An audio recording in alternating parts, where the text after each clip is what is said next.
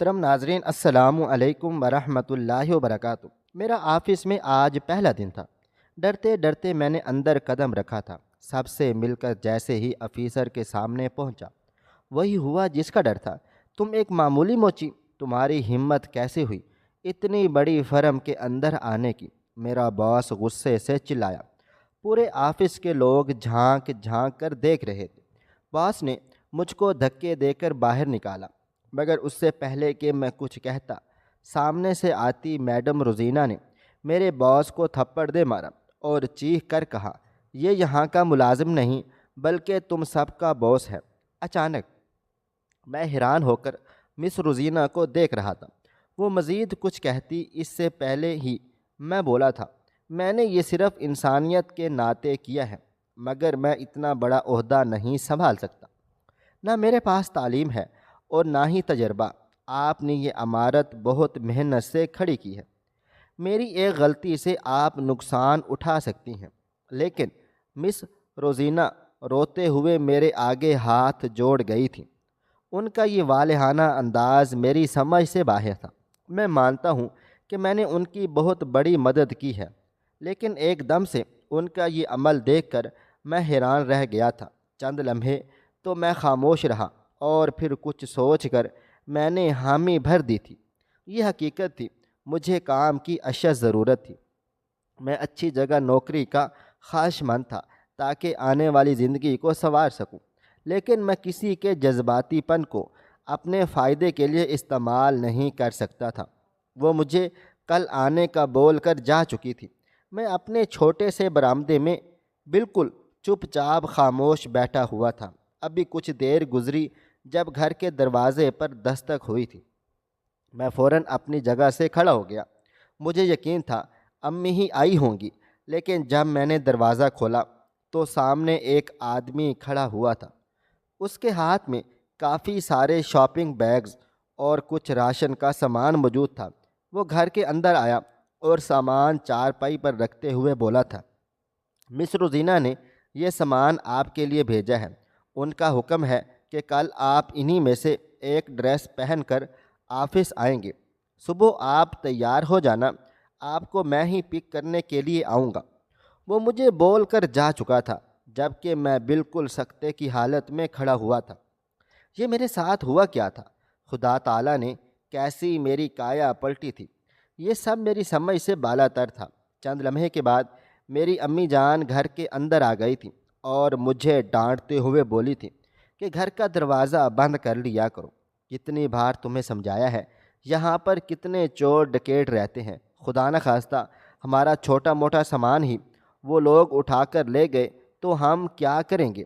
کہتے کہتے وہ یہ چارپائی پر بیٹھ گئی تھیں، لیکن جیسے ہی ان کی نگاہ شاپنگ بیگز اور راشن کے سامان پر گئی تو وہ دنگ رہ گئی تھی اور مجھے دیکھتے ہوئے بولی تھی، عدنان پتر، کیا تیری لاٹری لگ گئی ہے؟ اتنا سارا راشن اور یہ کپڑے وغیرہ۔ وہ سوالیہ نظروں سے مجھے دیکھنے لگی تھی۔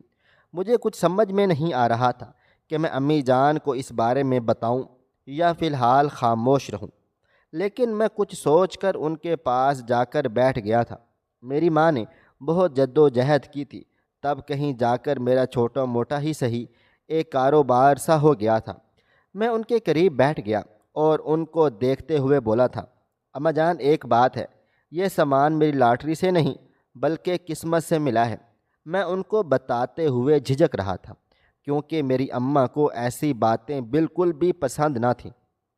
وہ خدا ترس عورت تھی۔ ان کا ماننا تھا کہ زندگی میں تھوڑا ہی ہے، اسی پر ہی گزارا کر لو، کسی کا حق کھانا غلط ہے۔ یہی وجہ تھی کہ میں ان کو یہ تمام حقیقت بتاتے ہوئے تھوڑا سا گھبرا گیا تھا، لیکن بتانا بھی بہت ضروری تھا۔ ایسے کیسے میں عیش والی زندگی ان کو بتائے بغیر گزار سکتا تھا؟ چند لمحے بعد میں نے گلا کھنگارا اور ان کو دیکھتے ہوئے بولا تھا، دراصل امی، آج ایک ایسا واقعہ ہوا تھا اور اس واقعے نے ہی میری پوری زندگی بدل ڈالی ہے۔ میں دھیرے دھیرے انہیں تمام واقعے سے آگاہ کرتا چلا گیا تھا۔ جانتا تھا کہ امی جان غصہ ہوں گی، لیکن انہیں بتا کر ہی میں نے سکون کا سانس خارج کیا تھا۔ امی جان منہ پر ہاتھ رکھے مجھے بے یقین نگاہوں سے دیکھ رہی تھی۔ میری بات مکمل ہونے کے بعد وہ بے ساختہ بولی تھیں، عدنان، کیا میں نے تمہاری تربیت ایسے کی تھی؟ تم نے نیکی کی اور اس کا بدلہ تم ان چیزوں سے لے رہے ہو۔ وہ مزید کچھ کہتی اس سے پہلے ہی میں بولا تھا، نہیں امی جان، میں نے انہیں منع کیا تھا کہ مجھے کچھ بھی نہیں چاہیے یہ سب کچھ، لیکن پتہ نہیں وہ عورت کچھ زیادہ ہی مجھ پر مہربان ہو رہی ہے۔ پتہ نہیں کیوں بس چاہتی ہے کہ میں اس کے آفس میں بھی آؤں، حالانکہ میں جانتا ہوں امی جان وہاں کے لوگ مجھے بالکل بھی پسند نہیں کرتے۔ ایک آفیسر تو میرے منہ پر جوتے مار کے چلا جاتا ہے، جلدی صاف کرو، پالش کرو، اس پر ٹانکا لگاؤ، اور اگر میں ذرا دیر کر دیتا ہوں تو اتنی باتیں سناتا ہے۔ اس نے ہی میرا سارا سامان اس آفس کی عمارت کے سامنے سے ہٹوا دیا تھا۔ مجھے بہت پریشانی ہو رہی ہے امی، میں کیا کروں؟ میری بات سن کر میری ماں دھیمی آواز میں بولی تھی، یہ سب سامان دیکھ کر مجھے اچھا نہیں لگ رہا، لیکن جب وہ عورت اتنی مہربان ہو رہی ہے تو اس میں اب تمہارا کوئی قصور نہیں ہے۔ اگر تم نے منع کیا ہے تو بہتر، اگر نہیں کرتے تو میں ناراض ہو جاتی۔ فی الحال تم دیکھو، اگر تم سے محنت کروائی جائے تبھی تم وہاں کام کاج کرنا، ورنہ ان سے معذرت کر لینا اور اپنا ہی کاروبار سنبھال لینا۔ امی جان کی بات سن کر جیسے اب مجھے سکون سا آ گیا تھا، ایسا لگتا تھا جیسے کندھے سے بھاری بوجھ ہٹ گیا ہو۔ میں ان کے لیے چائے بنانے کچن میں چلا گیا تھا۔ میرے والد کا بہت پہلے ہی انتقال ہو گیا تھا، چھوٹی سی عمر میں ہی میں نے ان کی جگہ سنبھال ڈالی تھی۔ گلی گلی گھوم پھر کر میں موچیوں کا کام کاج کیا کرتا، کسی کے جوتے صاف کر دیے، کسی کی چپڑ جوڑ ڈالی تو کسی کا سامان لا دیا، یا پھر کسی کا کچرا وغیرہ پھینک دیا۔ یہی میری زندگی تھی، چھوٹا موٹا کام کاج کر کے میں اپنے گھر کا گزارا کر لیتا تھا۔ لیکن آج ہوئے واقعے نے سب کچھ تبدیل کر ڈالا تھا۔ بے شک خدا تعالیٰ کب کس کا سکہ عروج پر کر دے کسی کو کچھ علم نہیں ہوتا۔ پورا دن معمول کے مطابق گزرا تھا۔ اگلے دن کا سورج پوری آب و تاب سے چمکا ہوا تھا۔ میں صبح ہی تیار ہو کر بیٹھ گیا تھا۔ میں نے خود کے لیے بلیک پینٹ اور سفید شرٹ کا انتخاب کر لیا تھا، حالانکہ میں ایسے لباس کو زیادہ تر پسند نہیں کرتا تھا۔ میں شلوار قمیض ہی زیب تن کیا کرتا تھا، لیکن ان کپڑوں میں صرف اور صرف پینٹ شرٹس ہی تھیں، اور ان پینٹ شرٹس میں سے مجھے یہی ایک پیئر مناسب لگا تھا۔ ابھی کچھ ہی دیر گزری تھی کہ جب اچانک میرے گھر کے دروازے پر ایک گاڑی کے ہارن کی آواز آ گئی تھی۔ میرے سوچنے کے بالکل ٹھیک مطابق گھر کا دروازہ بجا تھا۔ مس روزینہ نے اپنا ڈرائیور بھیج دیا تھا۔ میں امی جان کو خدا حافظ بول کر باہر کو آ گیا تھا۔ اس ڈرائیور نے خود باقاعدہ گاڑی سے اتر کر میرے لیے دروازہ کھولا تھا، جبکہ میں جھجکتا ہوا اس خوبصورت بڑی سی گاڑی میں بیٹھ گیا تھا۔ آج سے پہلے میں نے ایسی بڑی گاڑیوں کے صرف شیشے وغیرہ ہی صاف کیے تھے، کبھی سوچا بھی نہیں تھا کہ میں اندر بیٹھ پاؤں گا۔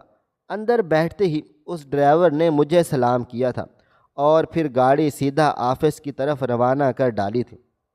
میرا دل بہت زور زور سے دھڑک رہا تھا۔ کہنے کو میں پٹھان ذات سے تھا، لیکن آج پہلی بار مجھے عجیب و غریب سا ڈر محسوس ہو رہا تھا۔ ایسا لگتا تھا جیسے چاروں طرف میرے گہرا بنا دیا گیا ہو۔ ایک لمبی مسافت کے بعد گاڑی ایک جھٹکے سے اس بڑی عمارت کے سامنے جا کر رک گئی تھی۔ دھڑکتے دل کے ساتھ میں گاڑی سے اترا تھا۔ مجھے علم تھا اندر جانے کے بعد کئی لوگ میری شخصیت کو دیکھ کر متاثر ہوں گے تو کئی لوگ مجھے دیکھ کر ہنسیں گے، لیکن مجھے یقین تھا عزت اور ذلت دینے والی ذات صرف اور صرف اللہ تعالیٰ کی ہے۔ اگر آج اس نے مجھے عزت دی ہے تو آگے بھی دے گا۔ یہی سوچ کر میں اندر کی طرف بڑھ گیا تھا، لیکن میرے اندر جاتے ہی ریسیپشنسٹ فوراً میرے قریب آ گئی تھی۔ سلام کر کے اس نے مجھے آگے چلنے کی ہدایت کر ڈالی تھی۔ یقیناً مس روزینہ نے ہی اسے یہ سب کچھ کرنے کا حکم دیا ہوگا۔ لفٹ میں داخل ہو کر لمحے بھر کے لیے مجھے اپنا سانس بند ہوتا ہوا محسوس ہوا تھا، کیونکہ آج سے پہلے میں نے کبھی بھی لفٹ کا انتخاب نہیں کیا تھا، کبھی ایسی جگہ پر جانا ہی نہیں ہوا تھا۔ لفٹ فلور 3 پر رکی ہوئی تھی اور وہ ریسیپشنسٹ مجھے باہر آنے کا اشارہ کرنے لگی تھی۔ دھڑکتے دل کے ساتھ میں نے جیسے ہی قدم باہر کو رکھا تھا تو سامنے کافی سارے چھوٹے چھوٹے کیبن بنے ہوئے تھے، جس میں سب بیٹھے اپنے اپنے کام کاج میں مصروف تھے۔ جب اچانک سے وہ ریسیپشنسٹ تمام لوگوں کی طرف متوجہ ہو کر بولی تھی، ان سے ملیے، یہ ہیں یہاں کے business partner mister Adnan Khan, miss Rozina madam کے ساتھی۔ ان کی باتیں سن میں نے حیران ہو کر اس ریسیپشنسٹ کو دیکھا تھا۔ مجھے لگا کہ مجھے کسی پی این کی نوکری پر یا پھر کسی آفس بوائے کی نوکری پر رکھا جائے گا، لیکن یہاں تو معاملہ ہی الٹ تھا۔ تمام لوگ بے ساختہ اپنی جگہ سے کھڑے ہو گئے تھے اور سب نے مجھے جھک کر سلام کیا تھا۔ کل تک جو میں لوگوں کے جوتے صاف کرتا تھا، آج لوگ میرے آگے جھک رہے تھے۔ میں نے ایک گہری سانس ہوا کے سپرد کر ڈالی تھی۔ خود کو سنبھال کر میں نے تمام لوگوں کو عزت سے جواب دے ڈالا تھا، جبکہ وہ عورت مجھے دیکھتے ہوئے بولی تھی، سر آپ سامنے کمرے میں جا کر انتظار کریں، مس روزینہ تھوڑی ہی دیر میں آتی ہوں گی، پھر آگے کے معاملات طے کر لیں گے۔ میں نے سر کو ہلکی سی جنبش دے ڈالی اور خاموشی سے سامنے کی طرف بڑھ گیا تھا، لیکن جیسے ہی میں کمرے کے اندر داخل ہوا تھا، میرا ڈر سامنے آ چکا تھا۔ وہ آفیسر جس کے ساتھ میری کافی زیادہ بحث و مباحثہ ہوئی تھی، جس نے مجھے حقیر سمجھ کر خوب ذلیل و رسوا کیا، وہی سامنے کو بیٹھا ہوا تھا۔ اچانک ہی اس نے نظر اٹھا کر میری طرف دیکھا تھا تو لمحے بھر کے لیے وہ بالکل خاموش ہو گیا، اور پھر اچانک جیسے اس کے جسم میں اشتعال سا پیدا ہوا تھا اور وہ اپنی جگہ سے کھڑا ہوتا ہوا دھاڑا تھا۔ تم ایک معمولی موچی، تمہاری ہمت کیسے ہوئی اتنی بڑی فرم کے اندر آنے کی؟ میں انہیں بتانا چاہتا تھا کہ میں خود نہیں آیا ہوں، بلکہ مجھے زور زبردستی بلایا گیا ہے، مگر اس سے پہلے کہ اس نے میرے کندھے کو زور سے جھٹکا دیا تھا اور مجھے دیکھتے ہوئے بولا تھا، دفع ہو جاؤ یہاں سے، تم کیا سمجھتے ہو اچھا لباس پہن کر عمارت میں داخل ہو جاؤ گے اور تمہیں کوئی پوچھے گا بھی نہیں، دفع ہو جاؤ یہاں سے۔ تمام آفس کے لوگ کمرے کے اندر جھانک جھانک کر دیکھ رہے تھے، جب اچانک سے کمرے کا دروازہ کھلا اور مس روزینہ آتش فشاں بنی کمرے میں داخل ہو گئی تھی۔ میں کچھ سمجھتا یا کچھ کہتا اس سے پہلے ہی انہوں نے سامنے کھڑے آدمی کے منہ پر ایک زناٹے دار تھپڑ دے مارا تھا، جس کی گونج پورے کمرے میں ہوئی تھی۔ پورے آفس سناٹے کی زد میں آ چکا تھا۔ میں بھی گھبرا کر 2 قدم پیچھے لیے تھے۔ مجھے بالکل بھی اندازہ نہیں تھا کہ یہ آتے ساتھ ہی ایسا دھماکہ کر ڈالیں گی۔ وہ اس کو دیکھتے ہوئے بولی تھی، یہاں کا بوس اب یہ ہے، اس لیے تمیز سے بات چیت کرو۔ ہمت کیسے ہوئی تمہاری ان سے اس طرح گفتگو کرنے کی؟ جبکہ وہ آدمی پھٹی پھٹی نگاہوں سے کبھی مجھے تو کبھی مس روزینہ کو دیکھ رہا تھا۔ وہ مزید کچھ کہتا اس سے پہلے ہی وہ دھاڑیں مار کر بولی تھی، جاؤ میرے کمرے سے اور فوراً ہم دونوں کے لیے بلیک کافی لے کر آؤ۔ ان کی آواز سے ہی وہ لرز چکا تھا اور فوراً ہی کمرے سے باہر کو چلا گیا تھا۔ میں کچھ بھی کہتا اس سے پہلے ہی وہ میری طرف مڑی تھی اور دھیمی آواز میں سلام کر کے معذرت کرنے لگ گئی تھی کہ میں جانتی ہوں کہ تمہیں یہ انداز بے حد برا لگا ہوگا کہ آفس کے پہلے ہی دن تمہارے ساتھ اتنی بدتمیزی، لیکن میں معافی چاہتی ہوں، پلیز بیٹھو۔ جبکہ میں فوراً بولا تھا، نہیں نہیں مس، آپ کیوں بھلا اس طرح بول رہی ہیں؟ آپ کی تو بہت مہربانی ہے مجھ پر، ایسی غلط فہمیاں تو ہوتی ہی رہتی ہیں، کوئی بات نہیں۔ یہ کہتے ہی میں صوفے پر بیٹھ گیا تھا، جبکہ وہ مجھے دیکھتے ہوئے بولی، ارے صوفے پر کیوں بیٹھے ہو، اونر کی سیٹ پر بیٹھو۔ اس بار میں خاموش نہیں رہ پایا تھا۔ میں ان کو دیکھتے ہوئے بولا تھا، دیکھیں مس روزینہ، آپ بہت اچھی ہیں، آپ کا معیار بہت اونچا ہے، آپ ایک بہت ہی نرم دل عورت ہیں، لیکن میں آپ کے جذباتی پن کا فائدہ نہیں اٹھانا چاہتا۔ بعد میں آپ کو جب ہوش آئے گا تو آپ کو بے حد افسوس ہوگا، اس لیے میں یہاں پر ہی ٹھیک ہوں۔ آپ نے مجھے جو مقام دیا ہے، اپنے آفس میں نوکری دی، میرے لیے یہی بہت کافی ہے۔ میں ایسی کوئی نشست سنبھالنا نہیں چاہتا جس کے لائق ہی میں نہ ہوں۔ میری باتیں سن کر وہ میرے پاس آ گئی تھی اور میرے برابر میں بیٹھتی ہوئی بولی تھی، دیکھو عدنان، ابھی جو بات میں تم سے کہوں گی وہ بہت ہی ہمت کر کے بول رہی ہوں، حالانکہ میں خوب جانتی ہوں کہ تمہارے یہاں ان باتوں کو بہت معیوب سمجھا جاتا ہے، لیکن میں امید کرتی ہوں کہ تم میری بات کو سمجھنے کی کوشش کرو گے۔ میں نے سر کو ہلکی سی جنبش دے ڈالی تو وہ مزید بولی تھی، میں جانتی ہوں کہ تم نے بہت محنت کی ہے، خود کو بنانے کی بہت کوشش کی ہے، لیکن ہمیشہ قسمت نے تمہارا ساتھ نہیں دیا۔ لیکن دیکھو، اس بار قسمت بھی تمہارے ساتھ ہے اور شاید وقت بھی۔ دراصل میں تم سے شادی کرنا چاہتی ہوں اور تمہیں اپنا بزنس پارٹنر بنانا چاہتی ہوں، اور بزنس پارٹنر ایک اونر ہوتا ہے۔ کیا تم مجھ سے شادی کرو گے؟ ان کی یہ بات سن کر میں تو سکتے میں آ گیا تھا۔ مجھے تو لگتا تھا کہ میری کبھی شادی بھی نہیں ہو پائے گی، کیونکہ میں اتنا غریب تھا، اور اب ایک بزنس وومین، اتنی حسین و جمیل عورت، کروڑوں میں کمانے والی خاتون مجھ سے شادی کی خواہش رکھ رہی تھی، جبکہ میں ایسا ہو گیا تھا جیسے کاٹو تو بدن میں لہو ہی نہیں۔ میں کچھ بھی کہتا اس سے پہلے ہی وہ بولی تھی، میں وعدہ کرتی ہوں تمہیں میں ہمیشہ خوش رکھوں گی، تمہارے والدہ کے کام کاج میں خود کروں گی۔ جانتی ہوں تمہیں اس بات پر لاکھ اعتراض ہوگا، یا پھر تمہاری والدہ کو ہوگا کہ میں پہلے سے شادی شدہ تھی، میری ایک بیٹی ہے، لیکن پلیز میں تمہاری ذات پر بہت بھروسہ کر سکتی ہوں۔ زندگی نے اتنے زخم دیے ہیں کہ صرف واحد اب تم ہی ہو جس پر بھروسہ کرنے کا دل چاہ رہا ہے۔ میری بیٹی بہت معصوم ہے، یہ دنیا بہت زیادہ ظالم ہے۔ ایک باپ کی شکل میں اگر تم اسے پیار کرو گے تو مجھے بہت اچھا لگے گا۔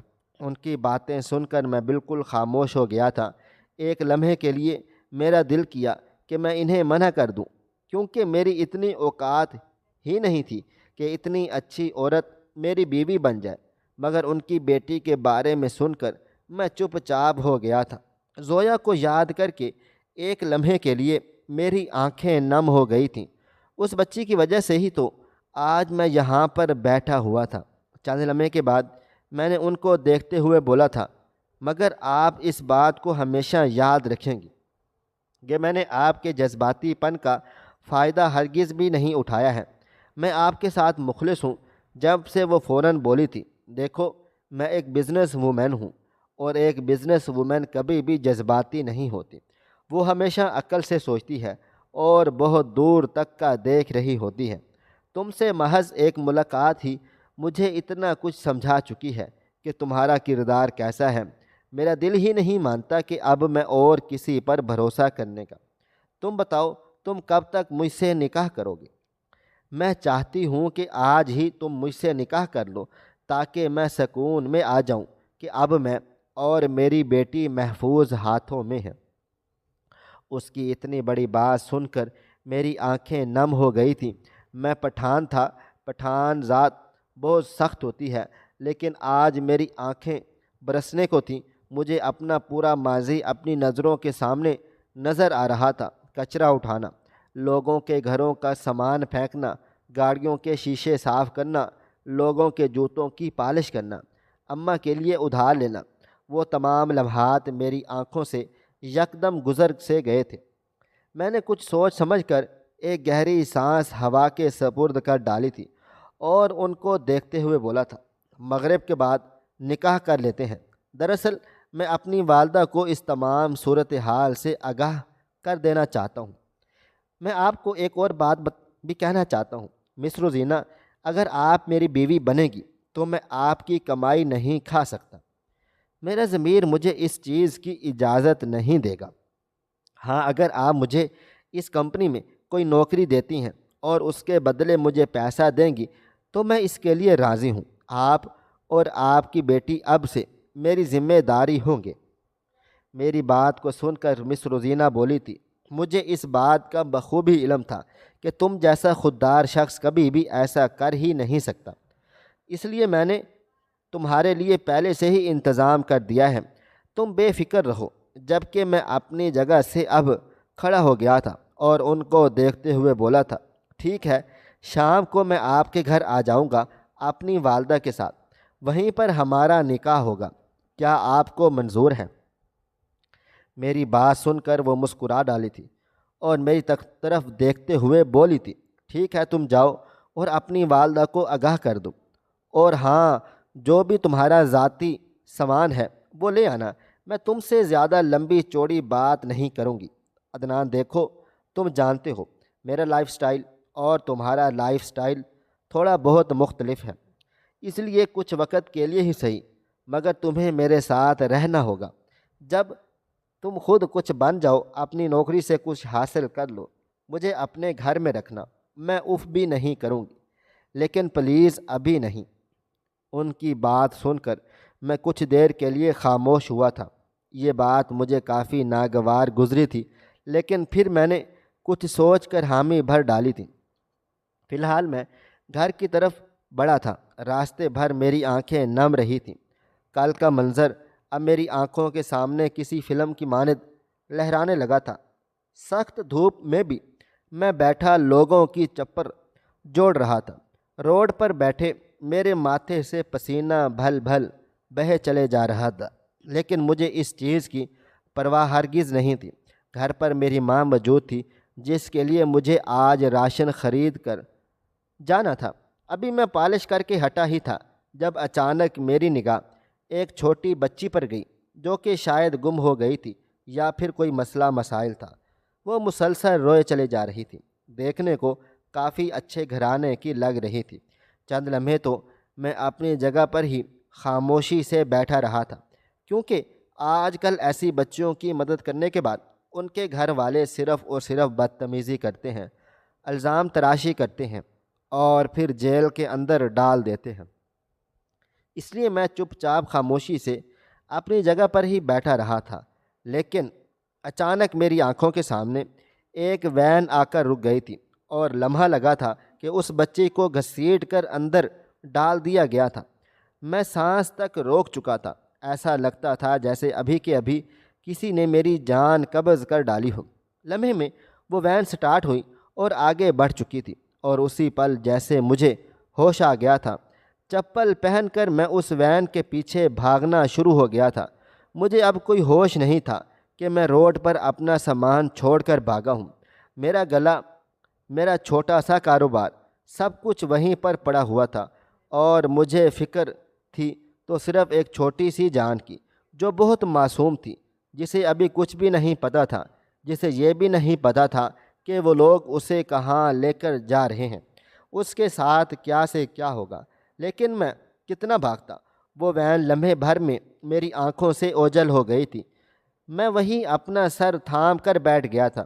مجھے اب اپنی قسمت پر غصہ آنے لگا تھا کہ یہ مجھ سے کتنی بڑی غلطی ہو گئی ہے کہ میری آنکھوں کے سامنے ہی ایک معصوم سی بچی اغوا ہو گئی تھی۔